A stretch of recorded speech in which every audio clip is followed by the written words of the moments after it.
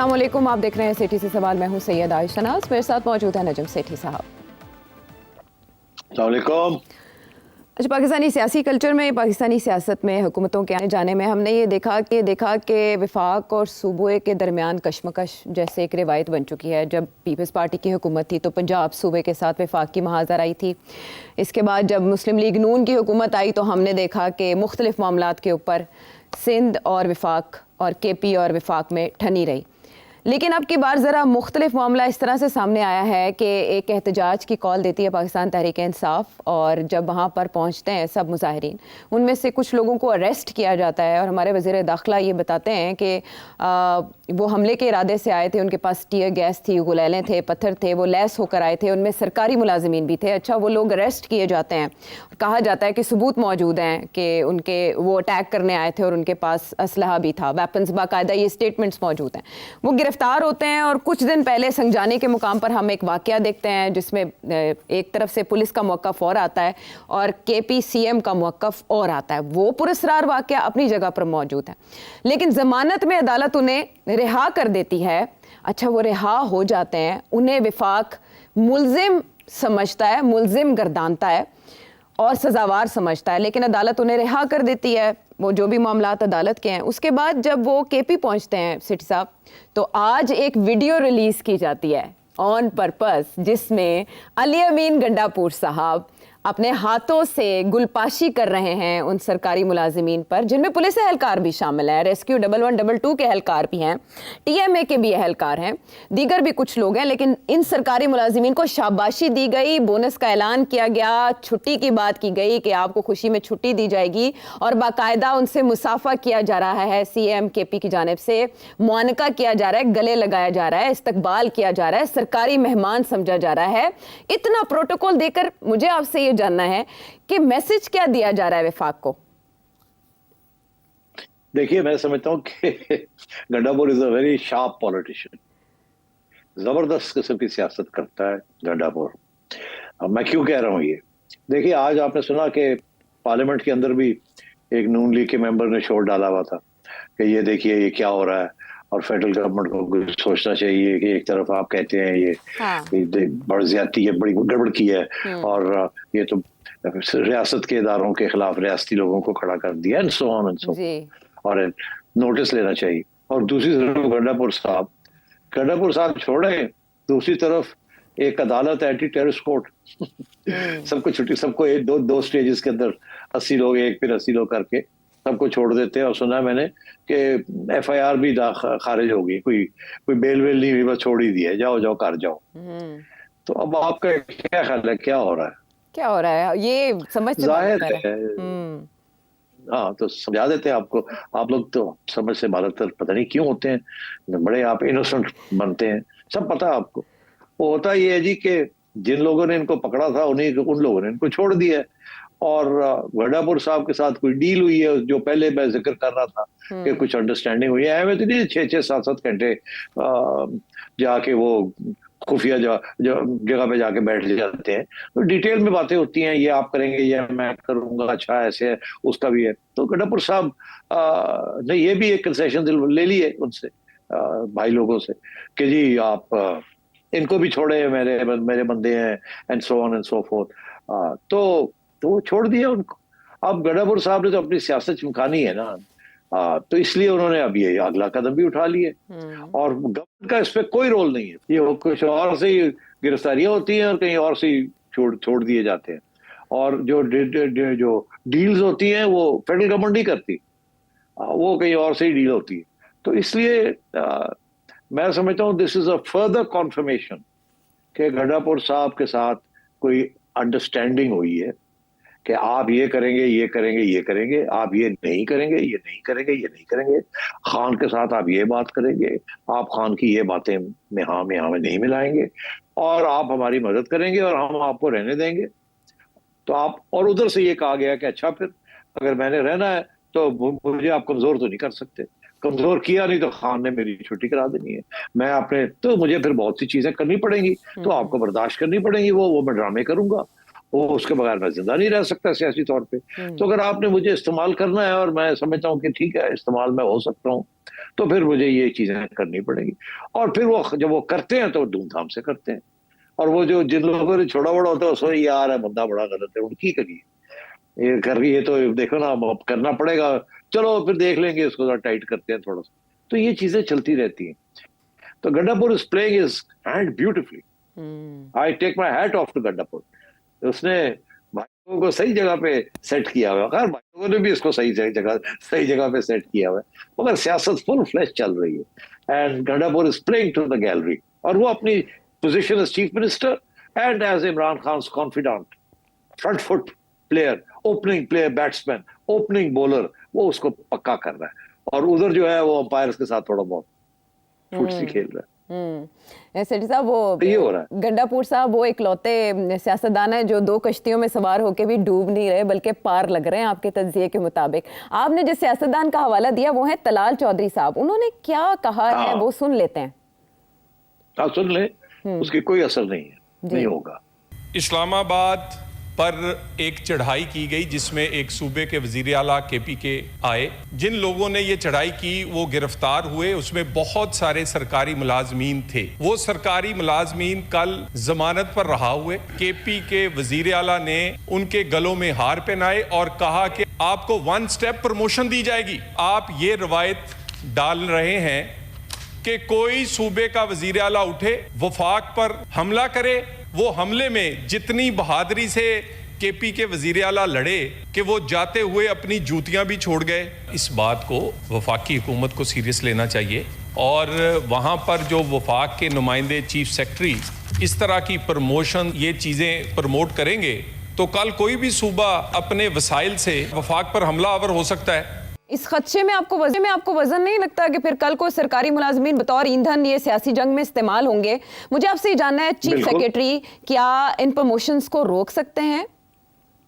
नहीं, रोकने को तो रोक सकते हैं मगर रोकेंगे नहीं, क्योंकि अप्रूवल आ गई है ना। गड्डापुर साहब ने अप्रूवल कहीं और से ले ली है इस चीज की, इसलिए there is nothing. Talal Chaudhry जो मर्जी कहता रहे, फेडरल गवर्नमेंट कुछ नहीं कर सकती। मैंने आपसे कहा इसके हाथ, फेडरल गवर्नमेंट का कोई हाथ नहीं है। वो जाहिर है खुश नहीं होंगे, उन्होंने पूरा केस बनाया था PTI के ऊपर कि ये देखें जी ये कर रहे हैं, ये वो कर रहे हैं, ये तो दहशतगर्दी है। मगर बात ये है कि फेडरल गवर्नमेंट की रिट जो है ना वो कहीं और इलाकों में नहीं चलती। वहां जो फैसले होते हैं, असली फैसले वहीं होते हैं कहीं और वो फैसला यही है कि अब हमने गंडापुर को इस्तेमाल करना है, बुशरा बीबी को करना है, बहनों को करना है, कुछ उनके साथ कुछ लेन देन करनी पड़ेगी ना। तो अब ये बात ये है कि ये एक अनईजी स्टेज है। अब होता ही है कि लोग मान के बाहर करके आ जाते हैं, अच्छा जी ठीक है डन हो गया, लो जी डन हो गया, आ गए बाहर। अब गंडापुर भी आ गया है, और बहनें भी आ गई हैं, बुशरा बीबी भी आ गई है। अब वो करेंगे क्या, मैं आपको बता देता हूँ। वो करेंगे ये कि वो दोनों साइड्स को खेलने की कोशिश करेंगे। वो उधर इमरान खान को थोड़ा बहुत नरमी, थोड़ा बहुत उधर से इनको थोड़ा बहुत कंसेशन, और ये गेम चलेगी अगले 2-3 महीने। अच्छा, उसके बाद ये फेल हो जाएगी गेम। ये भी मैं लिख के आपको बता रहा हूँ, क्योंकि ये जो इन लोगों के साथ डील की है ना जी, उनकी सारी सियासत जो है वो इमरान खान पे डिपेंड करती है। उनकी कोई अपनी हैसियत नहीं है। अगर उनकी अपनी हैसियत हो ना तो वो डीलें कर सकते। उन्होंने जो भी डील की है उसका सारी जो है ना वो इमरान खान के हाथ में। अगर खान इनकी बात नहीं मानता तो ये मजबूर हो जाएंगे, खान की बात मानेंगे, उधर की बात नहीं मानेंगे। अच्छा, जब खान की बात मानेंगे अपने आप को बचाने के लिए खान से, तो फिर ये जो डील हुई है विद भाई लोग वो खत्म हो जाएगी और भाई लोग इनके ऊपर ठीक ठाक खड़काएंगे इनको फिर बाद में। अच्छा, तो ये अब आप देख लीजिए कि अगर ये जो सारी जो इनिशिएटिव लिए जा रहे हैं, अगर तो इमरान खान साहब समझ जाते हैं और पैगाम पहुंच जाता है इमरान खान साहब की तरफ और वो पैगाम को एक्सेप्ट कर लेते हैं, जो पैगाम बुशरा बीबी, बहनें और गड्डापुर साहब देंगे उनको, जिसके साथ अब आप देखेंगे कि PTI का रवैया कैसे बदलता है। पार्लियामेंट के अंदर क्या वो करेंगे, बाहर क्या करेंगे, जुडिशल कमीशन में बैठ के क्या करेंगे, आपने अब उनका रवैया देखना है। क्या वो हॉस्टाइल है उसी तरीके के साथ जैसे पहले था, या अब वो थोड़ी बहुत कंसिलिएशन है, ये भी थोड़ा बहुत शोर वोर डालेंगे, मगर डिस्टेबलाइज नहीं होने देंगे ये जो सारा मामला है। और अगर अभी भी खान साहब इनको कहेंगे निकलो बाहर, धरने करो, ये करो, वो करो, और फिर ये तंग करने की कोशिश करेंगे, तो ये जो सारा कुछ है ना, ये तीनों पार्टीज के साथ जो थोड़ा बहुत आप समझे कोई अंडरस्टैंडिंग हुई है, ये खत्म हो जाएगी, बैक टू प्रिज्म। और आप ये कह रहे हैं कि ये 2-3 माह तक ये एंगेजमेंट चलेगी और उसके बाद अगर फ्लॉप हुई भी तो वो इमरान खान साहब की वजह से होगी। एब्सोल्युटली। अच्छा सेठ साहब, दूसरी तरफ इमरान खान साहब ये हिदायत जारी कर चुके हैं कि नए जलसों और एहतजाज का प्लान मुरतब किया जाए और इस सिलसिले में उन्होंने बाकायदा एक कमेटी की तश्कील की हिदायत भी की हुई है। अब जो वाक़यात हो रहे हैं उससे तो तक़वियत मिलती है आपके तज्ज़िये को कि देयर इज़ अ डील, और उसी डील के नतीजे में हम देख रहे हैं कि कल परसों 9 मई के बाकायदा वो जो मुलजिमान हैं वो भी बरी होते हैं, फिर उसके बाद इनकी बरीयत, फिर अली अमीन गंडापुर साहब का धड़ल्ले से इस तरह के काम करना और बातें भी करना, इस्लामाबाद पर चढ़ाई का इंदिया भी देना। आने वाले दिनों में अगर पाकिस्तान तहरीक इंसाफ एहतजाज और जलसों का प्लान मुरतब कर लेती है तो उसमें किस तरह से हमें आइडिया हो सकता है कि डील इज इन प्रोसेस जलसों और एहतजाज के होते हुए भी? अगर तो डी चौक वाले जलसे की बात होगी तो फिर वो तो नहीं होगी, वो तो अब मेरा ख्याल है ये नहीं करेंगे। अगर इधर उधर छोटे बहुत demonstration, sit ins, candle light this thing, 50 लोग निकल आए, छोटा सा जलसा कहीं हो गया, वो ठीक है, that's okay, that is allowed, that doesn't destabilise the hybrid regime.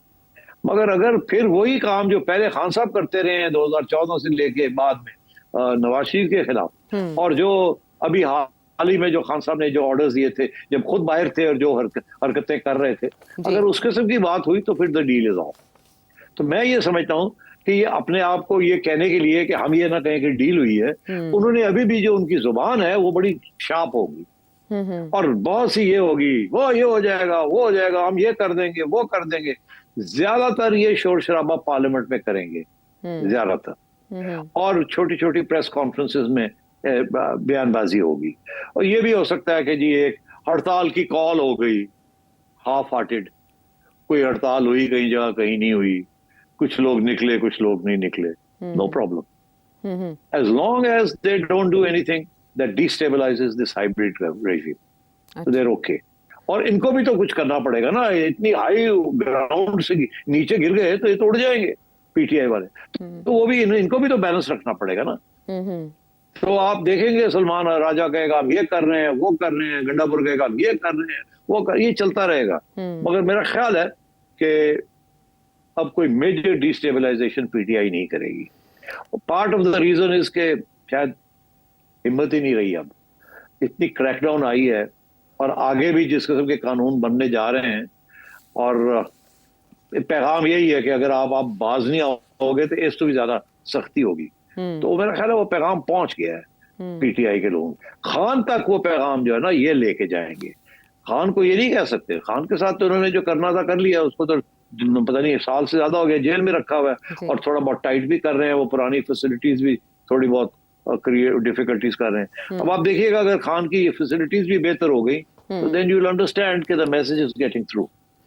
ठीक, अभी जब पेज टाइट करने की बात हुई तो सेठी साहब एटीसी एक्ट 1997 में कुछ अमेंडमेंट हुई है और वो नेशनल असेंबली में पेश की गई है। अब उसको अपेरेंटली देखें तो वो ऐसे नहीं लगता कि वो किसी एक पॉलिटिकल पार्टी को टारगेट करने या किनारे लगाने के लिए की गई है, लेकिन इससे तशबीह दी जा रही है या इसे सोशल मीडिया पर इसी तरह से प्ले किया जा रहा है कि ये पाकिस्तान तहरीक इंसाफ के लिए मजीद मुश्किलात बढ़ाने का बाइस बनेगा। ऐसा ही है?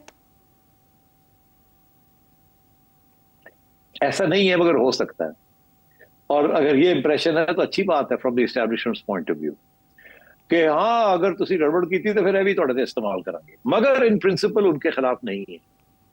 In principle they have a serious problem in KP, frontier regions and in Balochistan, they have a serious problem. आपने देखा पहले इन लोगों ने बहुत से जेन्युइन टेररिस्ट जो थे तालिबान के या सेसेशनिस्ट, उनको गिरफ्तार किया था और फिर अदालतें छोड़ना शुरू कर दिया उन्होंने।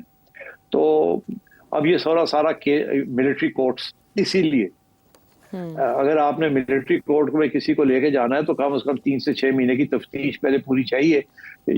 तो मैं ये समझता हूँ basically this law is against genuine terrorist, मगर इसके अंदर छोटी मोटी वो क्लॉज छोड़ दिया जाता है कि अगर जरूरत पड़े तो फिर इसके अंदर ऐसे लोग जो तंग कर रहे हैं फॉर पॉलिटिकल रीजंस, अब ये डी चौक में आए ना फिर, तो इसके तहत वो फिर पकड़ के ले जाएंगे और कहेंगे अच्छा जी तुसी हुण गड़बड़ की है, तो वो एनी अदर रीजंस जैसे पब्लिक ऑर्डर भी आ जाएगा, तो फिर जाहिर है फिर वो अदालतों में जाएगा, अदालत की मगर इस्तेमाल हो सकता है ये एक्ट। अलबत्ता ये है कि अगर जेन्युइन टेररिस्ट हैं तो फिर उनको 6-6 महीने वो रहेंगे और अदालतें भी नहीं छोड़ेंगी उनको। ओके अच्छा सेठ साहब, दोबारा अगर जाएं उस जाल की तरफ जिसके इशारे बहुत वाज़े हैं, अक्लमंद के लिए इशारा काफ़ी है। अब जो 9 मई का एक बयानिया मुस्लिम लीग नून या दीगर पॉलिटिकल पार्टीज जो पीटीआई की मुखालिफिन है वो बनाती थी, इस तरह की रिहाइयों के बाद, इस तरह की रिलैक्सेशन के बाद तो वो बयानिया दम तोड़ जाएगा। तो फिर क्या मिलिट्री ट्रायल, क्या आर्मी एक्ट और आने वाली तमाम तरामीम और वो तमाम धमकियां जो इमरान खान साहब के लिए थी वो सब ख़त्म हो जाएंगी। तो ये सब चीज़ें तो इमरान खान साहब को, उनकी सियासत को, उनके बयानी को तकवीयत देने वाली है। इसमें इन पॉलिटिकल पार्टीज के लिए कुछ अलार्मिंग नहीं है। आप बिल्कुल सही कह रही हैं। इससे सिर्फ यही समझ आती है कि कुछ सीरियस किस्म की डिस्कशंस चल रही हैं जिसकी बेसिक एम ये है कि खान साहब अग्री करें कि अगले 3-4 साल वो डिस्टर्ब नहीं करेंगे। आप देखें ना क्या बयानिया, काउंटर बयानिया क्या है। काउंटर बयानिया ये है आप माफी मांग ले तो मसला हल हो जाता है। अरे भाई, एक तरफ आप कहते हैं कि इतना बड़ा 9 मई का इशू है, रियासत को अटैक किया है, फलाना किया है, ये हो गया। एक तरफ तो इतनी संजीदगी के साथ और सीरियसनेस के साथ आपने एक बयानिया बनाया खान के खिलाफ, और अब आप उनके बंदों को छोड़ रहे हैं।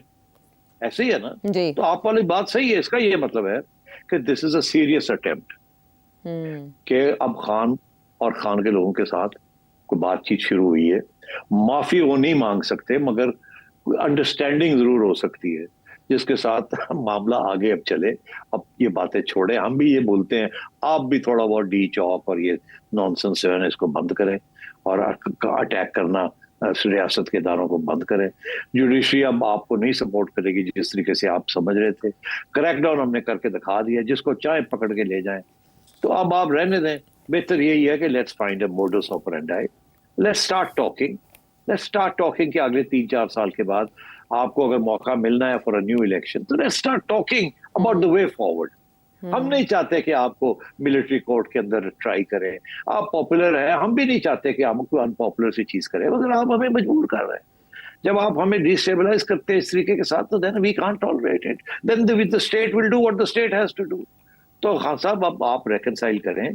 आप हमें नहीं ओवरथ्रो कर सकते, आप हमारे अरेंजमेंट को ओवरथ्रो नहीं कर सकते और हम आपकी पॉपुलैरिटी को खत्म नहीं कर सकते। तो let's now understand how to move forward. ठीक है, दिस इज व्हाट्स हैपनिंग। ठीक। और पिछले एनालिसिस में आपने कहा था कि इस अपॉर्चुनिटी का फ़ायदा इमरान खान साहब को उठाना चाहिए। वैसे भी अक्टूबर में बहुत इशारे मिले हैं खान साहब को, तो हो सकता है कि खान साहब ने वो सिग्नल्स कैच कर लिए हों। बहरहाल पाकिस्तान तहरीक इंसाफ का अगला बयानिया क्या हो सकता है? 8 नवंबर को होने जा रहा है पेशावर में जलसा। उसमें लीडर्स के जो बयानात होंगे वो बताएंगे कि बैरोमीटर क्या बता रहा है। हम वापस आते हैं। नहीं आयशा, लीडर्स के नहीं बताएंगे। पेशावर में जलसा हो रहा है, जो 10 जलसे करन पेशावर है, कोई प्रॉब्लम नहीं। अच्छा, वाह, गाली गलोच यही तो चीज है, करो। लेकिन मिलिट्री लीडरशिप को या फौज को तो नहीं निशाना बनाएंगे? फौज को बिल्कुल निशाना नहीं बनाएंगे, बिल्कुल नहीं बनाएंगे। हाँ, और कहेंगे कि हम हुकूमत का तख्ता उल्टेंगे, इस हुकूमत को हटा के दम लेंगे। और भाई आप बुड़ के मारने देना यार, इतना तो इजाजत होनी चाहिए। ठीक। और अपना घर है वहां, तो अपने घर के कोठे से चढ़ के शोर पालो, गुड़िया उड़ा लो, बो काटे कर लो, मगर मेक श्योर के साढ़े इधर ना आओ।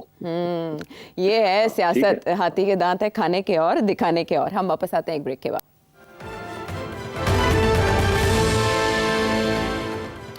शो में साथ देने का शुक्रिया। सियासी मुखालिफिन एक दूसरे के बयानात को एक दूसरे के खिलाफ और पॉइंट स्कोरिंग के लिए भी इस्तेमाल करते हैं। मरीम नवाज साहिबा ने स्मॉग की बाबत भारतीय वज़ीर आला पंजाब को जो खत लिखने का दिया उसको एक नया एंगल असद कैसर साहब ने कैसे दिया, वो सुने। मैडम मरीम नवाज ने स्टेटमेंट दिया था परसों। उसने कहा कि हम स्मोक का बड़ा इशू है और हम चाहते हैं कि इसकी कोई सरहदात नहीं होती और उन्होंने जो पंजाब की हुकूमत है इंडिया की, उससे कहा कि इस पे हम ज्वाइंट काम करना चाहते हैं। शुक्रिया। हमें इसके स्टेटमेंट पे इतराज नहीं है। मैं सिर्फ एक पॉइंट वाजे करना चाहता हूँ। जब हमारे चीफ मिनिस्टर ने बात की कि हम अफगानिस्तान के साथ बात करना चाहते हैं, वहाँ हमारी मौत और जिंदगी का मसला है, वहाँ हमारे रोजगार का मसला है, कारोबार का मसला है, तो इस पे यहाँ की जो डिफेंस मिनिस्टर ने जो शोर मचाया, उन्होंने कहा ये तो बहुत बड़ा इन्होंने बगावत की है, एक सूबा किस तरह दूसरे मुल्क के साथ बात कर सकता है। तो आप बात करें तो वाह, ठीक है। और हम अगर अपनी मौत और जिंदगी की बात करें तो उस पर आप जो है समझते हैं कि हमने गद्दारी की है। स्टैंडर्ड एक होनी चाहिए। जो मरियम नवाज बात कर रही है, इस तरह अलीमीन ने भी बात की थी। दलील में वजन है सिटी साहब? नो, कोई वजन नहीं। पॉलिटिकल पॉइंट स्कोरिंग बिल्कुल है, मगर वजन बिल्कुल नहीं है। दोनों बातों में बड़ा फर्क है। फर्क यह है कि Afghanistan is a national security issue. अच्छा। Smog is not in Lahore is not a national security issue. Afghanistan is the source of terrorism in Pakistan, and not just in KP. It's also in other areas of Pakistan. Taliban जो हैं, पाकिस्तानी तालिबान जो घुस बैठी हैं वहाँ, उनको support मिल रही है अफगान गवर्नमेंट से, और अफगान गवर्नमेंट ने क्लियर कर दिया है कि हम ये हमारे मेहमान हैं, हम इनको रोक नहीं सकते, आप इनके साथ जो करना है करें। और वो जो है they have been negotiating with the रियासत। वो तो हुकूमतों के साथ भी बात नहीं होती, फेडरल गवर्नमेंट भी उसमें कोई हेल्पलेस, उसमें तो सवाए नेशनल सिक्योरिटी एस्टैब्लिशमेंट के और कोई नहीं बात कर सकता on these issues which afflict Balochistan and also KP और बाकी पाकिस्तान को भी। सो अब बात यह है कि ये बिल्कुल गलत एग्जांपल दिया है। आपने देखा कि इस वक्त जो सारा जो मसला बना हुआ है वो किसको ब्लेम किया जा रहा है? इवन इन केपी क्या छोड़े, हर जगह पे कौन ब्लेम कर रहा है? फैज हमीद को ब्लेम कर रहे हैं ना कि आपने जाके चाय पी थी वहां काबुल में, बड़ी महंगी पड़ी पाकिस्तान को। ये बात है ना, ख्वाजा आसिफ ये कह रहे हैं जी। तो यही बात तो यहाँ तो ये रियासत का मामला है। वो रियासत की गलत पॉलिसीज थी जो रियासत में उस वक्त जनरल फैज हमीद चला रहे थे अफगान पॉलिसी, तो इसलिए वो गलत पॉलिसी थी। तो जिसके नतीजे में ये सब लोग आके सेटल कर गए केपी प्रोविंस के अंदर, और वो प्रॉब्लम्स क्रिएट कर रहे हैं। अभी भी national security policy regarding Taliban and Afghanistan and Balochistan जो है and India of course is in the hands of the security establishment. मगर smog is not in the hands of the security establishment. मुझे याद है कि 1995-96 में शहबाज शरीफ साहब चीफ मिनिस्टर थे, इलेक्शंस कॉल हो गए 2013 की बात कर रहा हूँ। जब इलेक्शंस कॉल हुए तो शहबाज शरीफ साहब वाज रनिंग पंजाब, तो मुझे केयर टेकर चीफ मिनिस्टर में मुझे बना दिया गया पंजाब का। तो मैं जब केयर टेकर चीफ मिनिस्टर था तो सबसे पहली चीज जो थी वो मेरी डेस्क पे ये आई कि जी वो पंजाब के एक डेयरी के मिनिस्टर हैं इंडियन पंजाब के, वो शहबाज शरीफ साहब ने उनको दावत दी हुई थी कि वो आए और गाय भैंसे एक्सचेंज होनी थी। अच्छा। वो हमारी कुछ Punjabi bulls from Muslim Punjab वो सिख पंजाब में ले जाना चाह रहे थे फॉर ब्रीडिंग पर्पस। अच्छा। तो ये इस किस्म के वो बातचीत चल रही थी उस वक्त। अच्छा। तो वो मैंने कहा अच्छा यार, वो तूने कहा जी वो मिनिस्टर साहब आए हुए हैं तो आप भी मिल लें, अब शहबाज साहब तो है नहीं, आप भी मिल लें, और वो गाय भैंसे जो है वो जानी है and so on and so fourth. अच्छा। तो ये this is a different issue. इसके साथ ये नहीं है कि जी वो नेशनल सिक्योरिटी का इश्यू है और वो आपके हवाले हम कर दें कि आप जाके वहां बात करें। अगर ऐसी बात होती तो फिर आप और पीटीएम और ये लोग आप ही फिर सारा हैंडल करते सारे पाकिस्तान को, और आपको 4 साल तो मौका दिया था ना as federal government, Imran Khan को मौका दिया था ना टू सॉर्ट आउट अफगानिस्तान। तो क्या हुआ? वो तो समझते थे कि बड़ी आजादी अफगानिस्तान को मिल रही है after the departure of the Americans. यही तो खान साहब के गले पड़ा हुआ है। और ये सारी पॉलिसी प्रो तालिबान पॉलिसी जो थी, खान साहब तो इसको अप्रूव करते थे। वो तो समझते थे ये गुड तालिबान है, हाँ ये बैड तालिबान नहीं है, ये तो मतलब है, और इनके साथ तो बातचीत होनी चाहिए, ये होना चाहिए, वो होना चाहिए। तो वही तो हमारे गले पड़ी हुई है आज, जो खान साहब के जमाने में अफगानिस्तान और तालिबान के बारे में जो पॉलिसीज क्या की, और उस वक्त भी फैज हमीद साहब ही चला रहे थे एंड सो ऑन। तो अब बात यह है कि पॉलिटिकल पॉइंट स्कोरिंग तो जरूर करें, कोई शक नहीं है, मगर जिस तरीके से वो गरजे हैं उसकी कोई जस्टिफिकेशन नहीं है। But as a good politician क्यों नहीं, व्हाई नॉट? मगर there is no comparison between what Maryam is saying and what Qaiser साहब इससे, नो कंपैरिजन। असद कैसर साहब के इस बयानी के बहुत ख़रीदार उनको मिल जाएंगे जो उनके फॉलोअर्स हैं, लेकिन आपने फ़र्क वाजे कर दिया कि जो मौसमियाती चैलेंजेस हैं वो कौमी सलामती के चैलेंजेस से बिल्कुल हट कर हैं। अब जब आपने बात की कि Afghanistan is source of terrorism in Pakistan, तो इसी से कनेक्टेड अगला हमारा मौजू है वो ये कि पाक चाइना ताल्लुकात, और इसमें चाइना को पाकिस्तान बताता रहा है कि किस तरह से हम अफ़गानिस्तान से होने वाली दहशतगर्दी से भी मुतासर हैं। जो अटैक्स हुए हैं उसमें हमें कलदम कुछ तंजीमों की तरफ से और अफ़गानिस्तान की तरफ से हमें खदशात का सामना रहा है। लेकिन अभी जो हालिया एक चल रही है, इसे हम क्या कहें, दरार सी फील हो रही है, जिस पर गैर जिम्मेदाराना बयानात से इज्तनाब का कहा जा रहा है, लेकिन इसहाक डार साहब का एक बयान कोट किया जा रहा है और दूसरी तरफ चीनी सफ़ीर की तशवीश भी कोट की जा रही है। मैं आपसे ये जानना चाहूँगी सेठ साहब, इससे पहले चाइना अपने तहफ़्फ़ुज़ात में बहुत मोहतात रहा, पब्लिक प्लेटफॉर्म पर उनका इजहार नहीं किया जाता। अब की बार ऐसा क्या हुआ है कि पब्लिकली इन चीज़ों को डिस्कस किया गया? बहुत अच्छा सवाल है और मुझे इस पे तबसरा करना जरूरी है। तो मैं इत्तेफाक नहीं करता जिस तरीके के साथ ये मामला है गवर्नमेंट हैंडल कर रही है। मैं आपको एक्सप्लेन करता हूँ कैसे। देखिए, चाइना ने बहुत बड़ी इन्वेस्टमेंट की हुई है पाकिस्तान पे, बहुत बड़ी। ये सिर्फ बिलियंस ऑफ डॉलर्स की इन्वेस्टमेंट नहीं है, ये चाइनीज स्ट्रेटजी की road and belt initiative strategy जो है उसका हिस्सा है, सिपेक जी। सो देयरफॉर ये जो तो चाइना का बहुत बड़ा स्टेक है यहाँ, बहुत बड़ा। अब चाइनीज इंजीनियर्स, चाइनीज वर्कर्स यहाँ काम कर रहे हैं। It is their right to demand security, it is their right, and the state of Pakistan must provide that security. And the fact is, the state of Pakistan has not been able to provide the level of security the Chinese require. ये हमारी कोताही है। ये नहीं कि हम सोचे समझे ठीक नहीं काम कर रहे। हमारी जो एबिलिटी है ना वो भी लिमिटेड है। हम बड़े रिसोर्स स्ट्रेच्ड हैं और तालिबान जो है गेरिल्ला टैक्टिक्स से इस्तेमाल करते हैं। इट इज इम्पॉसिबल कि आप हर जगह पे इतनी सिक्योरिटी कर दें कि तो वो उधर से कोई बंदा ही ना आए और कोई इस किस्म के अटैक्स ना कर सके। तो ये हमारी तरफ से कोई कोताही नहीं है, हमारी तरफ से कोई लैक ऑफ विलिंगनेस नहीं है। It is a lack of ability. अच्छा, लैक ऑफ एबिलिटी कि इतनी लंबी पाइपलाइन है from up the mountains all the way to the sea, और चाइनीज प्रोजेक्ट्स जो हैं वो ग्वादर से लेके काशगर तक पाकिस्तान से चल रहे हैं। तो it is impossible to provide very high level security. सारी फौज लग जाए तो फिर भी ये बड़ा मुश्किल हो जाएगा। तो एक तो ये प्रॉब्लम है। हम कर रहे हैं कोशिश, जिस हद तक हो सकता है हम कर रहे हैं। फॉर एग्जांपल, अब हमने नए कानून बना दिए थे कि जी चाइनीज जो हैं तो वो बुलेट प्रूफ व्हीकल्स जो हैं उसके अंदर ट्रैवल किया करें। अब हम कैसे करेंगे? पुलिस की 2 गाड़ियां तो हम साथ दे देते हैं, मगर इतने चाइनीज आगे, लाख से ज्यादा चाइनीज है पाकिस्तान में, तो कैसे हम इतनी लंबी चौड़ी, मगर हमें जरूरत भी है उनकी, उनके बगैर ये सिपेक चलता नहीं है। तो ये प्रॉब्लम। अच्छा, इसको चाइना ने जी अपनी तरफ से पूरी कोशिश की कि यार वो अपनी सिक्योरिटी भी कुछ करें, मगर वो फिर भी डिमांड करते हैं कि जी आप ही करें। अब 2 अटैक्स हुए मेजर, अब 2 अटैक्स मेजर हुए, अब 10 हो सकते थे मगर 2 हो गए। तो आप सोचे कि 8 रोक लिए गए जी। तो we are doing whatever we can, मगर जाहिर है चाइनीज बेचारे, उनको भी तो प्रॉब्लम है ना कि वो पैसे भी आप उनके वापस नहीं कर रहे, उनकी इंटरेस्ट पेमेंट्स भी रोक रहे हैं, आप पैसे और मांग रहे हैं, ऊपर से आप सिक्योरिटी नहीं दे रहे। उनकी जो सारा जो बैलेंस है ना इक्वेशन, वो खराब हो चुका है जी। अब वो आपको क्या करें आपके साथ?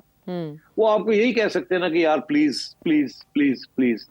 अब ये जो बात चल रही है ये काफी अरसे से चल रही है। चाइना की तरफ से इनडायरेक्टली बड़े स्टेटमेंट्स उनके प्रोफेसर्स के, उनके थिंक टैंकर्स ने दिए हैं कि जी ये कुछ करें, ये security is a big issue, we can't afford this, बड़ा मुश्किल हो जाएगा लोगों को भेजना यहाँ काम करने के लिए अगर आपसे। मगर अभी वो स्टेज आ चुकी है that they are very frustrated कि हो नहीं रहा है उस पेस पे, जिस पेस पे वो चाइना एक्सपेक्ट करता है कि आप करेंगे। अच्छा, अब तो इसलिए मेरा ख्याल है ये जो एम्बेसडर साहब का जो बयान आया है, this was just reinforcing a particular position. इसमें इतना रिएक्शन नहीं आना चाहिए था। ये कोई ऐसी लंबी चौड़ी बात नहीं है। ये बातें उनका प्रेसिडेंट भी करता रहता है, उनके लोग भी करते रहते हैं। हम लोग जब उनको मिलते हैं वो हमें सब यही कहते रहते हैं चाइना वाले कि यार समझाओ अपने एस्टेब्लिशमेंट को कि we have a big stake, हमें और सिक्योरिटी दें, बड़ा मसला बना हुआ है हमारे लिए। तो तो वो हर जगह पे ये बात करते हैं। तो अगर एम्बेसडर ने ऐसी कहीं बात कर दी तो इट्स नो बिग डील। अब आगे आइए, आगे ये है कि अपने हमारे सागदार साहब, उन्होंने इसका जवाब दिया। अब मैं ये समझता हूं कि उन्होंने जो जवाब दिया उसको मिसअंडरस्टैंड किया जा रहा है। उन्होंने कोई काउंटर चाइनीज की बात नहीं की। उन्होंने क्या कहा है? उन्होंने कहा कि हाँ, आपके प्रेसिडेंट ने भी जिक्र किया था इस इश्यू को, और उन्होंने ये कहा था कि हम तो कहीं भी अपने वर्कर्स वगैरह नहीं भेजते, सपोर्ट नहीं करते जहां हमारे ऊपर अटैक्स आ रही हों। ये डार साहब ने ये बात कही। अब चाइना ने ये बात उनके प्रेसिडेंट ने जरूर कही। ये एक इनडायरेक्ट तरीका था आपको कहने का कि देखिए we are going out of our way, हालांकि हमारी पॉलिसी नहीं है, मगर हम पाकिस्तान के लिए ये भी बर्दाश्त कर रहे हैं कि हम अपने बंदे अभी भी आपको दे रहे हैं काम करने के लिए और पैसे दे रहे हैं, हालांकि हमारी बंदों की सिक्योरिटी इज अ प्रॉब्लम।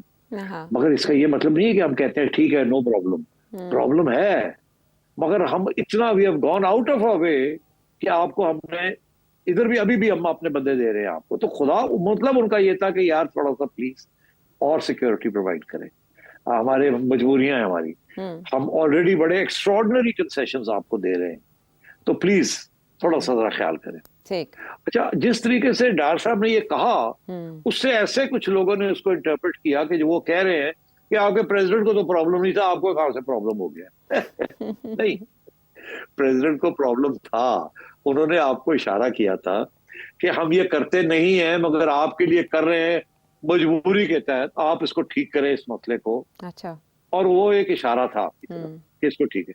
अब वो आपने नहीं ठीक किया, तो इसलिए वो अब एम्बेसडर साहब ने थोड़ा सा आगे बढ़ के बात को और वजाहत कर दी कि यार वो प्लीज कुछ करे ना, बड़े मसले हमारे, आप करें ना। अब डार साहब ने, मेरा ख्याल है वो ये कहना चाह रहे, वो कहना ये नहीं चाह रहे थे कि भाई व्हाट्स द प्रॉब्लम, तेनू की तकलीफ हो रही है, ये नहीं कहना चाह रहे थे वो, मगर वो लगा ऐसे, वो कह रहे तेरे प्रेसिडेंट ने तो ओके करता है, तेनू की तकलीफ है। समझे आप? तो ऐसे नहीं है, मगर वो मिसअंडरस्टैंड हो गया। जिस तरीके से डार साहब ने ये बात कही वो शायद मिसअंडरस्टैंड हो गई है। वो ऐसे लगा अगर जैसे वो ये कहते कि यस वी आर अवेलेबल, हाँ हाँ हाँ, वो ऐसे लगा जैसे कि तेरे प्रेसिडेंट को तो प्रॉब्लम नहीं, तेनू की प्रॉब्लम। हाँ, जैसे चाइना को कोई परवाह नहीं है अपने शहरियों के मरने की, ऐसा इंप्रेशन आया। हाँ। सिर्फ साहब, अगर क्विकली ब्रेक पर जाने से पहले, आप क्यों ये बात कर रहे हैं? आप क्यों कर रहे हैं क्विकली, अगर आप मुझे ये बता सकें ये जो नहीं, let me finish. No no, I am sorry Ayesha, let me finish. Okay. वो ये कि अब आइए फॉरेन ऑफिस, आप भूल गए ना, there is a foreign office also involved in this. उन्होंने भी एक बयान दे दिया। उन्होंने भी ये कह दिया कि ये बयान नहीं देना चाहिए था एम्बेसडर को वगैरह वगैरह। मैं समझता हूँ कि फॉरेन ऑफिस को कुछ नहीं कहना चाहिए था।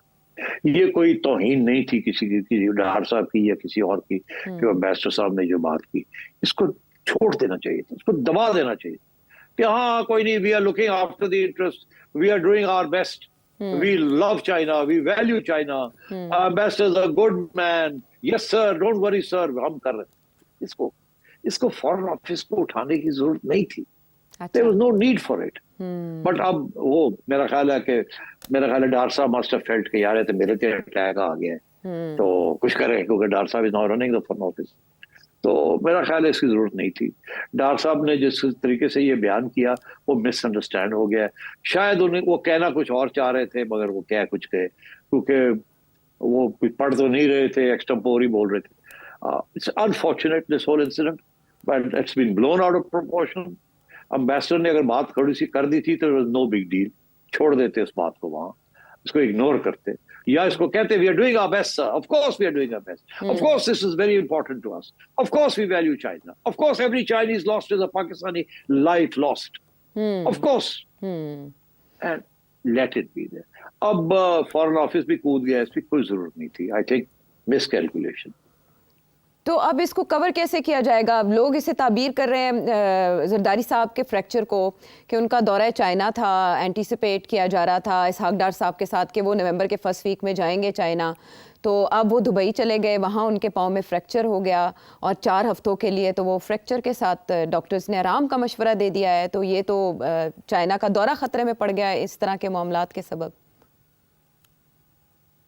नहीं, चाइना के साथ कोई तल्लुकात खराब नहीं हुए, ना हो सकते। दोनों साइड्स जो हैं दे आर वेरी कॉन्शियस कि इस रिलेशनशिप को कायम रखना है और इस किस्म के जो मामले हैं इनको बढ़ने नहीं देना। मेरा नहीं ख्याल ज़रदारी साहब का चाइना ना जाना has got anything to do with this incident. Okay, so I don't think we should be getting into conspiracy theories on all these issues. Okay, पाक चाइना ताल्लुकात के ज़िम्न में तो बात हो रही है, लेकिन अगर हम चाइना अफगानिस्तान के ताल्लुकात के ज़िम्न में देखें तो एक बहुत अहम सवाल सेठी साहब जो मेरे जहन में एक ब्रेक के बाद मैं आपसे पूछूंगी। Welcome back. सिर्फ साहब, जिस तरह से चाइना पाकिस्तान को तो सिक्योरिटी के लिए कहता है, लेकिन ऐसा मुल्क जिसने अफगानिस्तान में अपना पहला सफ़ीर भेजा जब बुरी हुकूमत थी वहाँ तालिबान की कायम हुई, तो वहाँ पहली फ्रेट ट्रेन का भी इफ्तिताह हो गया है अफगानिस्तान और चाइना के दरमियान। तो क्या चाइना अपना असर रसूख अफगानिस्तान पे इस्तेमाल नहीं कर सकता? चाइना लाइक पाकिस्तान, देखिए Pakistan was one of the first countries to recognise the regime. तो अब China is also wanting to explore China Afghanistan. उन्होंने अपने अच्छे तल्लुकात, चाइना की फलसफा है अपने नेबर्स के साथ अच्छे तल्लुकात रखने।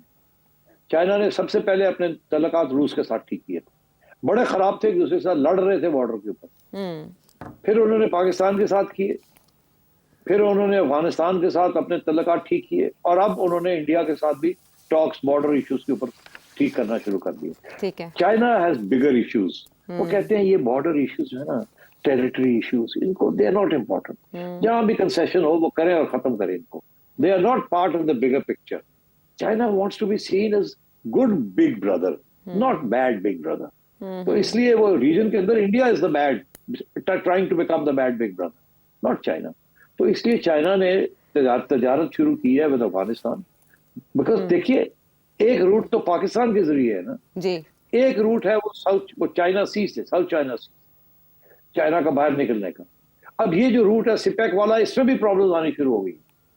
तो अब वो अफगानिस्तान से भी एक रूट निकालना चाह रहे हैं। सो इट्स परफेक्टली अंडरस्टैंडेबल कि वो अफगानिस्तान और रूस के जरिए और ईरान के जरिए दे विल ट्राई, और तुर्कमेनिस्तान, इस सेंट्रल एशियन रिपब्लिक के जरिए एक रूट निकालेंगे। वो रूट उनके लिए तेल भी लाएगा और आप चाइनीज एक्सपोर्ट्स भी जाएंगे। तो I think the Chinese very wise policy कि अब उन्होंने सारी इन्वेस्टमेंट जो है चाइना की है, ट्रेन शेन, ये बहुत महंगा पड़ता है, इतनी जबरदस्त वो रूट बनाया, बड़ा खर्चे हुए हैं उसके ऊपर। मगर क्या वो they trying to open it up, they trying to open up the region, ताकि उनको अमेरिका और वेस्ट जो है सराउंड करके स्टाव ना करे। वो पाकिस्तान पे प्रेशर है, ईरान पे प्रेशर है अमेरिका का। आप तो देख ही रहे हैं कि ये सिपेक को बंद करें, ये करें, वो करें, ईरान के साथ पाइपलाइन ना करें। तो China has to worry about all these things, इसलिए वो ऑल्टरनेटिव्स भी साथ साथ ढूंढ रहे हैं। ठीक है, ये है China. But I don't think they will have any influence on the Taliban, but they will not have any influence on the Taliban regarding terrorism in Pakistan. Okay, चले अब सिट साहब, सवालों की बारी बड़े अरसे के बाद आई है और यहाँ पर एक लंबी लिस्ट है मेरे पास। जल्दी से अगर 2 पर्सनल क्वेश्चंस मैंने सेलेक्ट किए हैं। आमिर रजा साहब लाहौर से क्या जानना चाह रहे हैं? सेठी साहब, क्या हम अपनी क्रिकेट का जनाजा पढ़ रहे हैं? क्या कहते हैं आप? ये बड़ी आपने ये क्रिकेट का सवाल दे दिया। भाई साहब मेरी बात सुने, अप्स एंड डाउन्स होते हैं। We have been through a pretty rough time, मगर मेरा ख्याल है कि अगर आप देखें कि आप 2-3 चीज़ें बड़ी पॉजिटिव नज़र आ रही हैं तो उनको अप्रिशिएट करना चाहिए। पहली पॉजिटिव चीज़ तो ये है कि टीम ने इंग्लैंड के खिलाफ 2 मैचेस, एक सीरीज जीत ली। तो दाद तो दे ना कि सही सिलेक्शन हुई, पिचेस उस किस्म की बनाई जिससे होम एडवांटेज होता है, so give credit where it is due. दूसरी चीज ये मैं समझता हूँ कि आकिब जावेद साहब को चेयरमैन साहब लेके आए हैं। I think this is a very good decision. Aqib is a very fine cricketer with a great cricketing mind. I hope he will stay with PCB और पीसीबी को अच्छी एडवाइस देंगे और अच्छा काम होगा। तो अब इंतजार करें, I think things can be turned around. मुझे ऐसे लगता है कि मोहसिन नकवी साहब जो हैं वो सुनते हैं लोगों की बात और जहां गलती होती है उसको एड्रेस करते हैं। वो और बात है कि उनके पास टाइम थोड़ा है बिकॉज जिम्मेदारियां और भी बहुत सी हैं, मगर बाय एंड लार्ज थोड़ा सा वक्त दें। अब चैंपियंस ट्रॉफी आ रही है, हमारी टीम ऑस्ट्रेलिया जा रही है, फिर साउथ अफ्रीका जा रही है। So let's hope that things keep improving. And देखिए शुरू शुरू में जो नया चेयरमैन आता है जिसकी पहले कोई एक्सपीरियंस ना हो, तो जाहिर है सबक सीखने में वक्त लगता है. तो give this arrangement some time and let's hope that things will improve and we should give credit where it is due. ठीक है, चले वक्त देते हैं. सिर साहब आप हमें तारीख दें, क्योंकि डॉक्टर मुनीब बहावलपुर से कुछ ऐसा ही जानना चाह रहे हैं. सेठी साहब, मैंने ये पूछना था कि आपकी पाकिस्तान वापसी कब है?